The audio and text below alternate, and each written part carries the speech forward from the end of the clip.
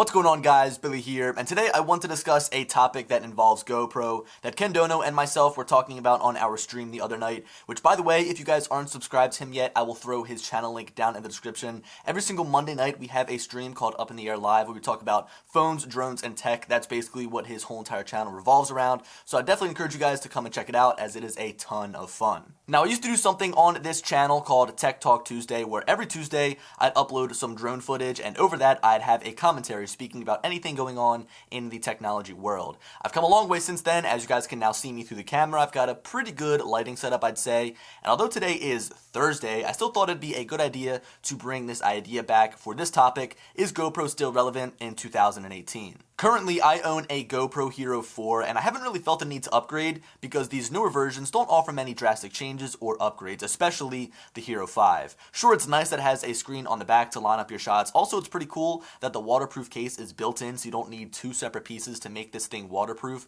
But in terms of specs, they're basically the same, and I thought it was a waste of money to go out and spend a couple $100s on something I basically already had. On the other hand, the newer Hero 6 definitely seems a little bit more tempting over my old dinosaur GoPro Hero 4 because it shoots 4K at 60 frames per second, which all of you guys know I am a sucker for. But honestly, the Hero 5 should have been able to shoot 4K at 60 frames per second as more of an aggressive move from GoPro. I think that the main trend that we're going to be seeing as we talk about them throughout this video is that they're behind the curve. There's really no innovation from their products anymore. We all know that the nail in the coffin, so to speak, for GoPro was their Karma drone. The stabilizer worked great, and honestly, that entire kit they were trying to build is genius. It was brilliant. Being able to have a drone, a stabilizer, and an action camera all in one bag, all in one package, is a great idea, but the execution of the drone was poor, and essentially that's what screwed them in the end. Just as a quick timeline here, the Karma was introduced on October 23rd, 2016. This was alongside the Hero 5 and of course the Karma Grip.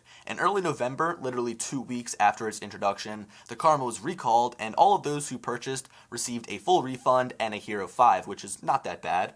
The reason for this recall was because the Karma was losing power mid-flight due to the battery coming dislodged. That's not too good. Now, fast forward to the next year, in February of 2017, the Karma was relaunched for a short period of time and then was discontinued entirely in January of 2018. RIP Karma. Keep this in mind. During the period between the Karma's initial release and then was pushed out for its second release after the recall, DJI released their Mavic Pro, the Phantom 4 Pro, and the Inspire 2, all of which are still some of the best drones that you can buy right now. The Mavic Pro is arguably one of the most revolutionary drones of all time, not only because it's small, compact, and can fold its arms together, but also because of what it could pack into such a small package. The Karma kind of tried to do the same exact thing, and when I got to see it at CES, and also when sometimes I see it at Best Buy, it just looks very big and bulky, even though those arms can still fold together. So the question that this video poses is GoPro still relevant in 2018? Which I would respond with yes. Their name is so huge, almost everyone knows about them. If you pull out a small camera, someone will look at that and say, oh, is that a GoPro? But the only problem now is that they're in a crowded market. Sony has their FDR X3000 camera, while Nikon has their key mission cameras, which I really haven't heard all that much about. But above all, smartphones have adopted a lot of the features that were once only found in action cameras, like cameras that are able to shoot in high resolution as far as video and photos are concerned, and also some of these are now waterproof or at least water resistant. Among this crowded market, GoPro's name is still huge. It definitely stands out, and as I try to tie this whole entire video together, the only problem is their products just really aren't that revolutionary. They still make great products, they work awesome, but the thing is, they just don't have that wow factor like they used to when they were the new kid on the block and they came out with this small, portable, waterproof, high-resolution camera. You know, as I sit here and I think about this topic a little bit more, I really wish that GoPro wouldn't have discontinued their Karma drone. In fact, I wish they came out with a second one, and I know I'm going to get a bunch of hate down in the comments for saying something like that, but honestly, we need some more big players in this drone market, as DJI basically bullies everyone. They come out with the greatest products. I mean, don't get me wrong, nobody else really stands a chance unless Autel maybe pushes out that Evo.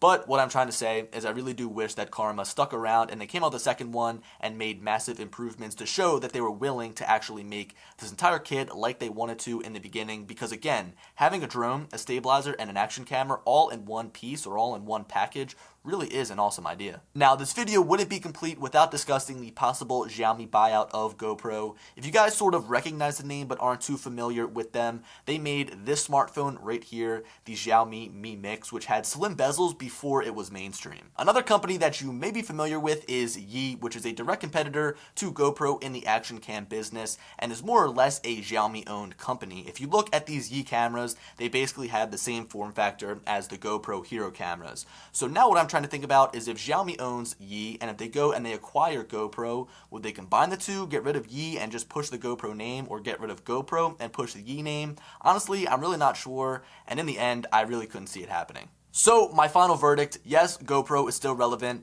Action cameras are here to stay. They definitely have a space in the tech world. The only problem is it's a little bit more crowded now, and GoPro needs to do something to stand out from the rest, which I think they did really good, again, with the Karma drone, that whole entire kit, the whole entire package that they had, and I really wish they came out with a Karma 2. I'm excited to see what the future holds for GoPro. Even if Xiaomi goes and buys GoPro, that could mean good for GoPro. I mean, in the end, they're going to be bought out by a bigger company. They'll have more resources to make better products. But yeah, let me know what you guys think down in the comment section. And as always, I'll talk to you later. Peace.